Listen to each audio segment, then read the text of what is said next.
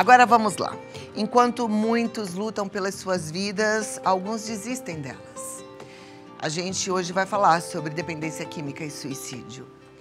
Amor Exigente tem feito um trabalho lindo e tem restaurado muitas vidas, tem transformado famílias, mas a gente sabe que a dependência química é uma doença e essa doença é terrível. E por isso a gente recebe hoje Luiz Fernando Calduro, que é presidente de Amor Exigente, e o Dr. Elson Azevedo, que é psiquiatra, para falar da dependência química e suicídio. Ele, que é autoridade nesse assunto, vai nos ajudar muito. Sejam bem-vindos, muito obrigada pela sua presença, doutor. Muito bom tê-lo aqui com a gente. Luiz Fernando, obrigada também por estar aqui Cláudia. com a gente. Vamos lá conversar sobre esse tema. A gente, quando pensa em dependência química e suicídio, é inevitável que a gente entenda que a dependência química já é um tipo suicídio, né? Porque a pessoa, ela está caminhando para algo que vai destruí-la. A trajetória da dependência química é muito relacionada à morte, né? E isso fica mais claro quando a gente sabe que a chance de suicídio em alguém com dependência de drogas é de 10 a 15 vezes maior do que a população geral. Então é muito, muito mais frequente.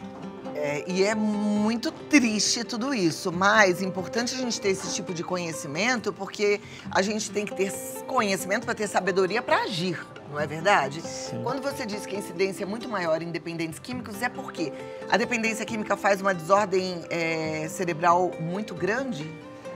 Tem muitos elementos nisso, mas talvez o principal seja que a pessoa que está vivendo a dependência química, ela perde os laços. Ela tem uma ruptura dos laços sociais, familiares, e isso é um enorme fator de risco para suicídio, né? Esse é um ponto central dessa gravidade, mas além disso, tem o seguinte fator: tirar a própria vida é muito antinatural, Cláudia, é muito antinatural.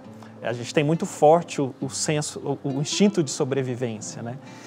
E até a ruptura que o uso da droga causa na percepção de realidade, né? Essa impulsividade que vem do uso, isso acaba sendo um fator que aumenta a chance da pessoa, entendo um quadro depressivo, entendo ideias de suicídio, conseguir efetivamente realizar alguma coisa, né? De alguma forma, diminuir esse instinto de sobrevivência através do uso de substância e fazer um ato mais trágico, né?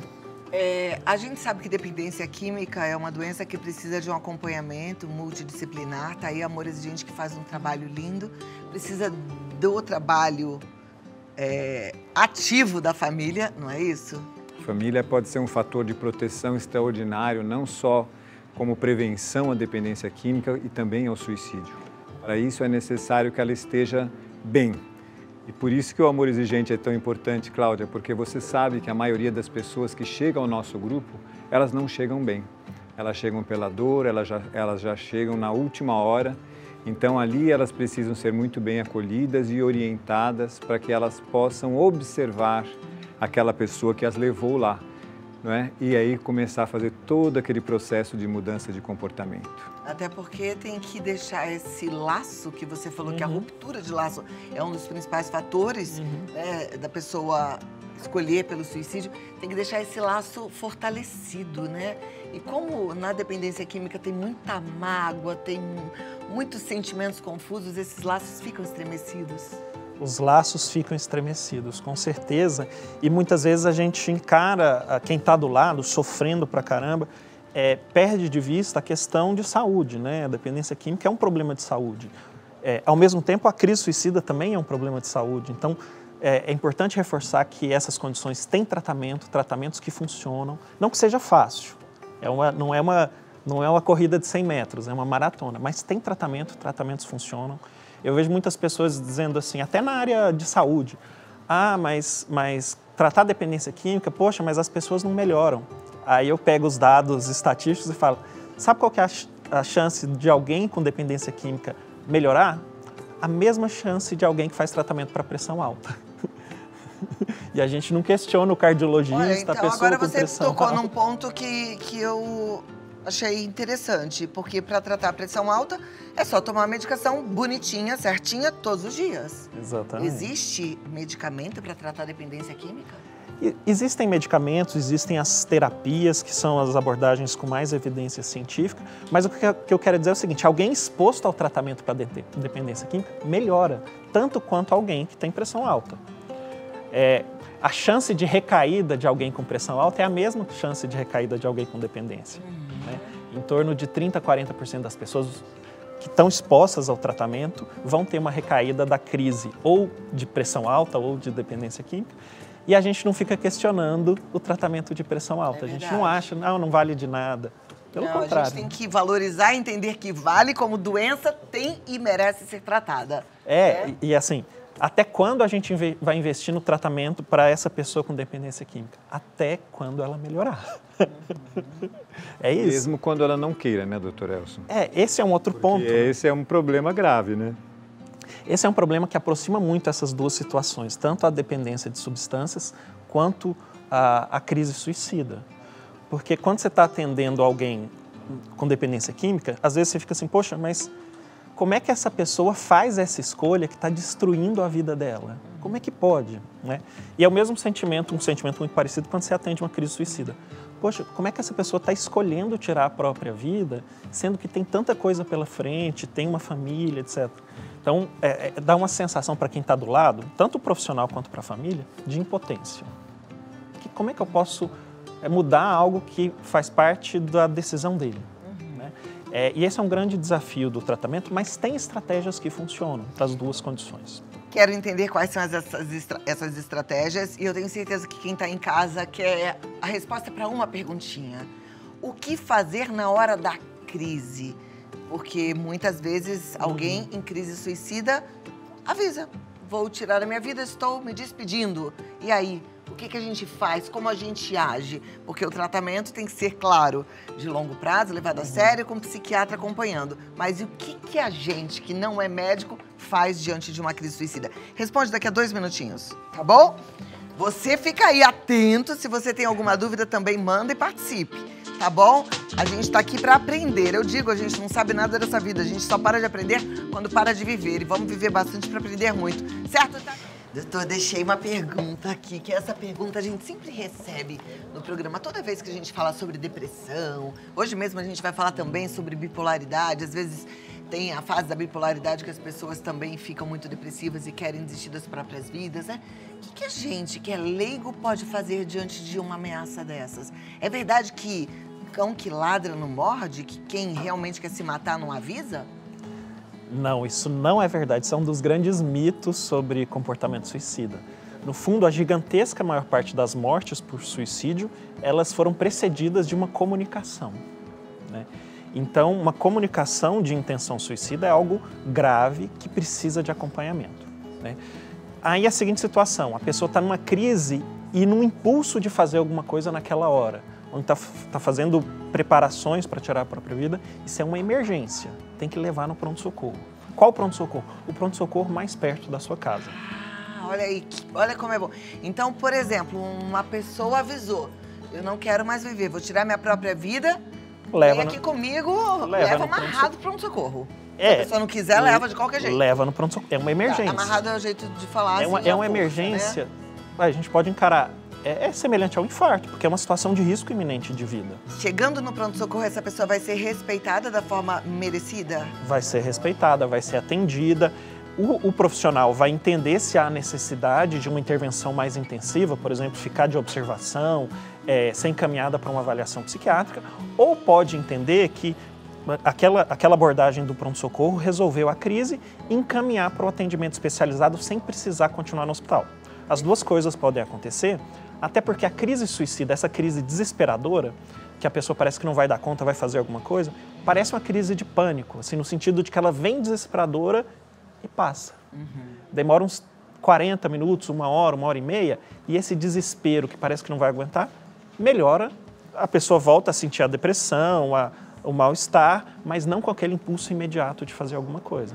Então, muitas vezes, a ida ao pronto-socorro, o acolhimento da equipe de saúde, às vezes alguma medicação emergencial que é feita, é suficiente para abrandar a crise e dar tempo do tratamento para a depressão, para a dependência química, fazer efeito. Um dependente químico, quando ele está nesse estágio, com muita depressão, com muitas crises suicidas, ele precisa do tratamento terapêutico, porque aí eu estou pensando assim nas comunidades terapêuticas, que quem é da família do Amores a gente conhece já, né? A gente já falou várias vezes aqui, mas precisa também de um tratamento medicamentoso, na maioria das vezes, ou não? Na maioria das vezes, sim, né? Quando há essa comorbidade, é um sinal vermelho ali de enorme gravidade, né? Então, precisa de um acompanhamento, precisa desse suporte social, obviamente, mas também precisa do atendimento de saúde muito específico. E aí, no caso de uma internação, esse paciente poderia ir para uma comunidade terapêutica e fazer uso do medicamento enquanto lá, porque lá não é, na verdade, um tratamento hospitalar, ou deve ir para um hospital psiquiátrico? Aí é uma avaliação de caso a caso, Cláudia, porque após essa abordagem inicial, a pessoa continua numa crise suicida muito intensa, muitas vezes tem que ficar no hospital mesmo.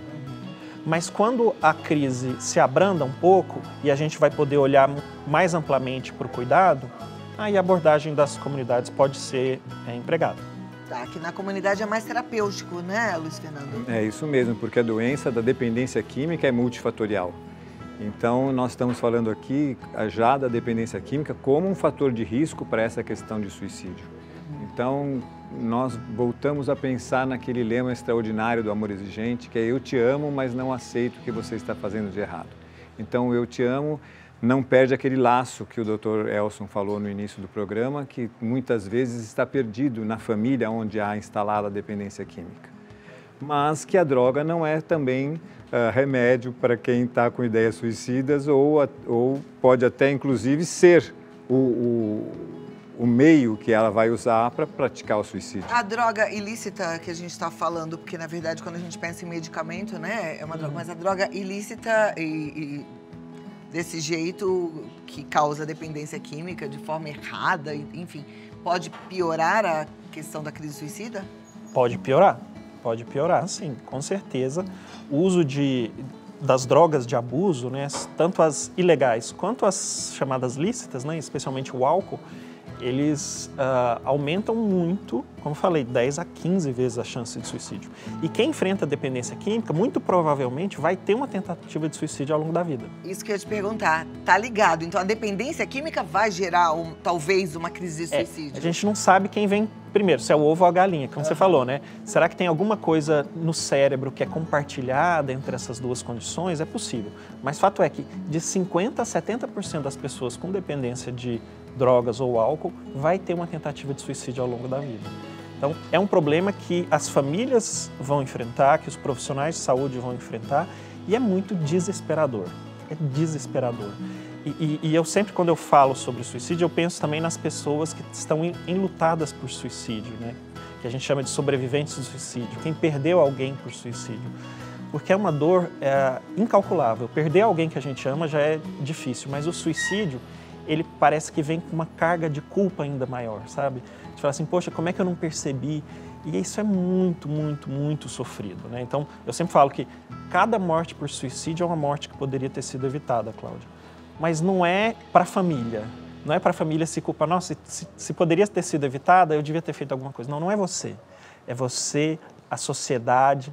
Como é que a gente pode culpar a família se a gente está numa sociedade que não fala tanto de saúde mental? Graças a Deus isso está mudando, a gente vem falando mais, mas ainda assim a gente fala na terceira pessoa, né? O outro, eu aceito, então, mas ninguém fala de si. O que eu tenho que fazer e o que a minha amiga que está assistindo tem que fazer? Algumas coisas que eu acho fundamentais. Pressionar os gestores de saúde, os governantes, a investir em saúde mental. O Brasil investe 20 vezes menos que a Inglaterra por pessoa em saúde mental. Em São Paulo, que é a cidade mais rica do Brasil, só 20% das pessoas têm acesso a tratamento de saúde mental se elas precisarem, né? Então, como é que a gente vai culpar as pessoas, as famílias, ou mesmo os próprios pacientes? Eu falo, tá, tudo bem, eu preciso de ajuda, onde é que eu vou? E só tem disponível para 20, 30% das pessoas. Então, pressionar.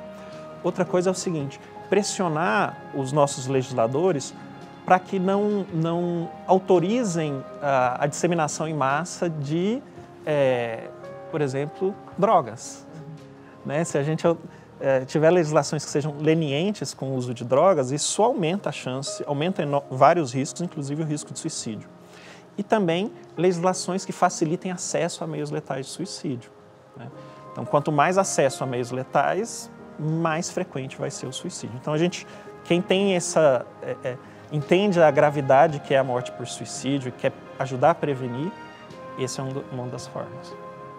E quem é familiar de alguém que tem aí uma possibilidade de suicídio, pode ser um começo de dependência química, porque a gente já entendeu que pode levar a uma crise de suicídio, ou outro fator, o que deve fazer?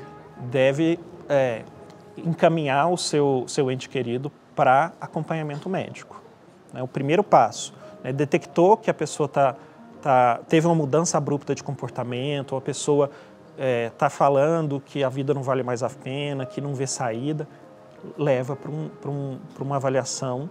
Fala assim, mas eu não tenho profissional de saúde mental. Leva no clínico geral, no pediatra, se for uma questão de infância e adolescência, e o profissional, a equipe de saúde vai direcionar para o melhor tratamento. Perfeito.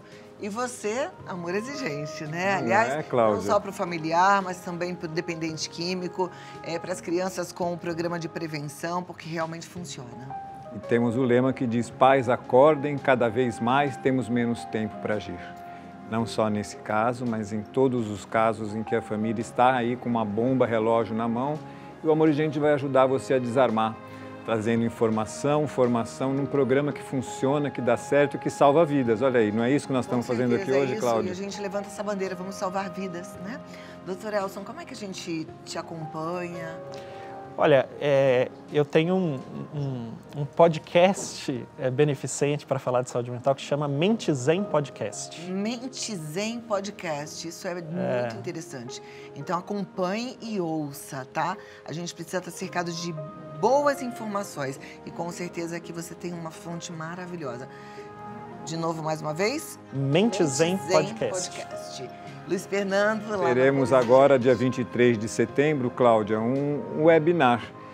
Acabamos de ter um curso presencial, mas vamos manter os cursos online também. Então venha para nós, entre lá no nosso site, conversa lá com a Tininha no WhatsApp da Federação e você faz inscrição para este sábado à tarde do dia 23 de setembro, quando nós vamos conversar sobre todos esses temas que estão sendo conversados aqui tudo também. Online, maravilhoso. Online, e você vai conhecer a família de Amor Exigente. Vale muito a pena. O contato de WhatsApp é o 19-2519-6555. E dia 20, aniversário do Grupo São Luís, que é o pioneiro, está fazendo 37 anos.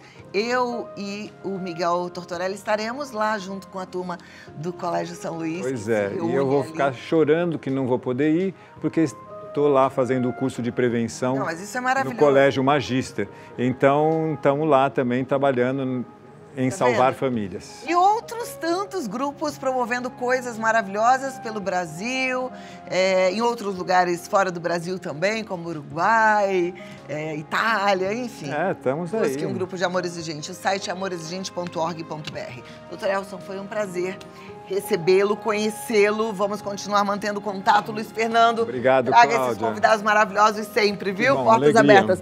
Na Muito alegria, bom, boa muito tarde para obrigado. vocês. Muito obrigada. E a gente segue. Nossa, quanto aprendizado, né? Vou gravar um videozinho depois com esses resuminhos aí pra gente nunca esquecer, porque são assuntos que, infelizmente, de vez em quando podem bater na nossa porta e a gente precisa saber lidar com eles. Né? Não sei se você já passou por isso, mas eu tenho recebido volta e meia mensagem de telespectador falando: nossa, uma pessoa falou que ia tirar sua própria vida, o que eu faço, como agir? Isso é importante, a gente precisa realmente ficar muito consciente e saber agir numa hora como essa.